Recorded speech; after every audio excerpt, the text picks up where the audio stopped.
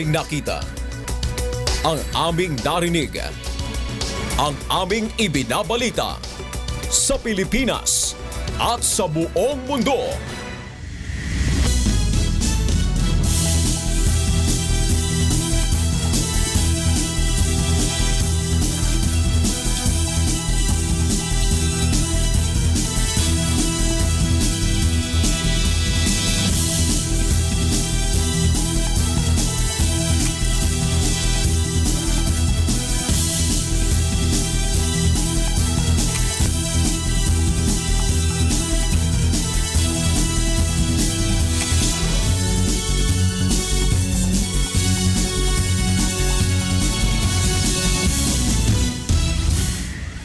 Magandang hapon Pilipinas at sa buong mundo. Sa ulo ng mga balita. 3 trillion 2016 General Appropriations Act nilagdaan na ni Pangulong Aquino. Mga driver sa Araneta Bus Terminal isinailalim sa mandatory drug testing ng LTFRB.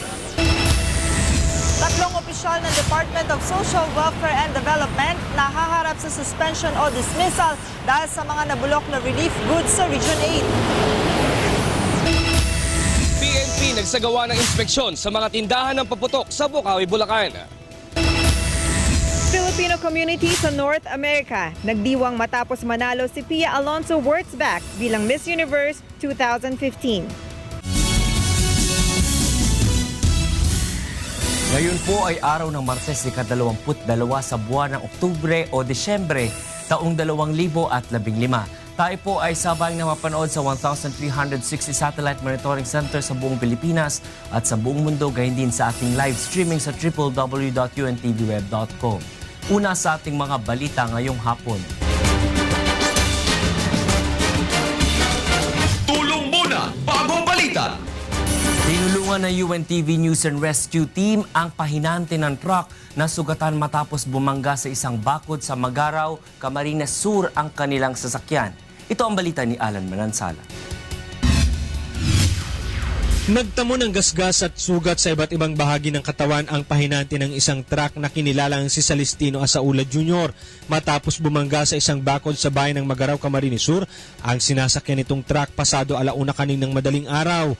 Sa inisyal na investigasyon ng Philippine National Police, patungo sana sa isang fish pond sa Tinamba, Camarines Sur si Asaula at dalawa pa niyang kasama upang magdala ng crab meat.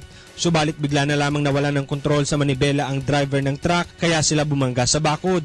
Nasa parehong lugar ang UNTV News and Rescue Team kaya mabilis na natulungan si Asaula. Inassess ng grupo ang kalagayan ni Asaula at binigyan ng first aid.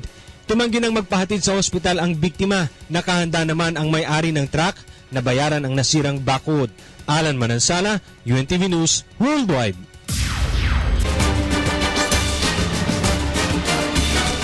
Tulong muna bago balita! Maraming salamat, Talia. At yan na naging kabuuan ng ating balitaan ngayong gabi. Ito ang balitang hindi dinagdagan at hindi binawasan.